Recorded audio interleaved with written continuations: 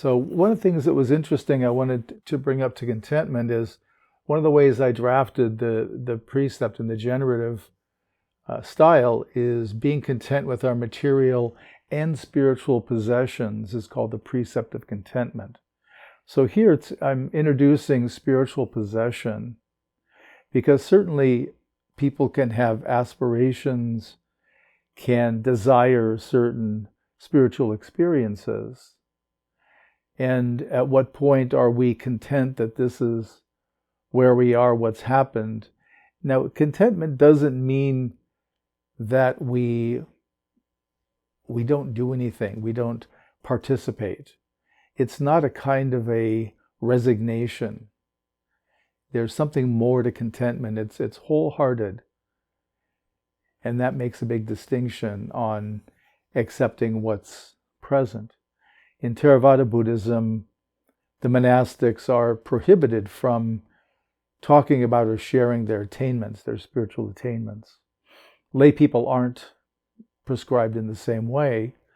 And my experience of that with Paul Sayadaw was being on retreat with him, that before the retreat even ended, he was already spreading far and wide that there were a couple of Americans who had done well. I mean, specifically, he talked about what attainments we had attained. So there wasn't an opportunity to keep that to myself or to not have that be public knowledge. So because it was out of my control, there was a certain acceptance to it. It probably wouldn't be the way I would have chosen for it to go. But on the other hand, his view was that it was important for both Asians and Westerners to understand that Westerners could do the practice. And so it did open the door to where others have done the practice. So it was, I guess, beneficial in that way. But it's hard to sort of lose that control too, I think, of having things shared. So I'm curious about that as well. I mean, spiritual possessions, one of the ways I see this coming up is when I have one-on-ones with people typically who are new to me will contact me, want to do a one-on-one, and some portion of folks that do that are wanting to share experiences they've had, ideally to get some confirmation of what's gone on, and which is part of the territory, so that's not a problem. But what I find is there are people that do have a perception that they've had some experience, some transcendent experience, and they really want that validated and confirmed. And for some folks, that's led to be a problem when I'm not willing to do that, simply because I don't know them. I need to see them in practice for a while, particularly on retreat. That's really where I can see fairly clearly where people are. Yeah, the contentment's an interesting one because it's, on some level, it's fully letting things land and take their seat. So it's whatever this is enough. This is fine, this is okay. So accepting in that way. Because people certainly, I know when I've taught jhana retreats, people, if I canvass the group, virtually everybody coming on retreat is wanting to experience jhana. In part, that's why they're there.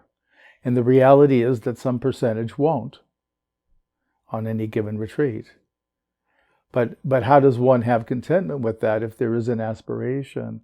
And part of the teaching that I've done with that is the reframing of it, focusing early on in the retreat, talking about the importance and benefit of purification of mind and how that's going to happen on the retreat. Whether jhana rises or not is really, there's a certain amount of grace involved in that. But there can be an acceptance and contentment. So it sounds like you're saying that we can have contentment by accepting our karma as it is. Would that be accurate? Yeah, but the contentment really is about not needing anything more. This is enough. I'm fine. So orienting more in that regard. So yeah, thanks for bringing this up. That was interesting. Yeah, there is an acceptance, but contentment's a little different in that acceptance, like I can accept that my toe is broken and there's pain, but there may not be contentment.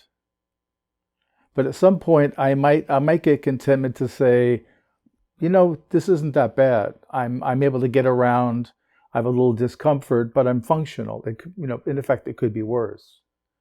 So something about acceptance is in there. I think it's embedded. But the contentment, again, is letting go of other possibilities. It's not needing to hold on to fantasy or memory. One of the issues that happens with spiritual experience for all of us is when we're in the spiritual experience, it's alive, it's happening, it's fresh, all that. But once it begins to fade, once the actual experience fades, then we move into concept. We create a concept and a memory of the experience, and often that's what people try to recreate or hold on to. And that becomes its own problem because we're holding on to something that's not here. It's an idea now. And that creates a lot of suffering for folks who want to stay in that zone. Yeah. And I think part of what you're talking about, there's a number of things here. We're talking about it from the conditioned side, the relative side, and from the absolute unconditioned side.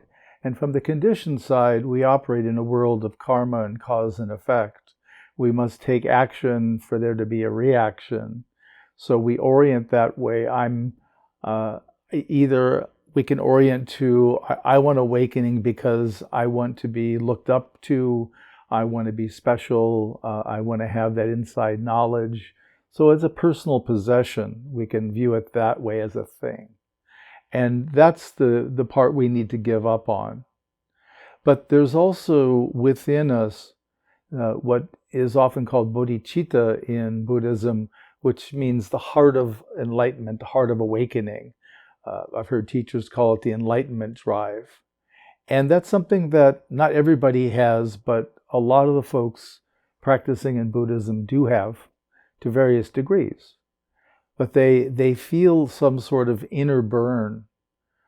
There's probably, I can't give a percentage, but a fair number of people in Buddhist practice, I'll say that I come in contact with to narrow that group, who have had some kind of extraordinary experience spontaneously.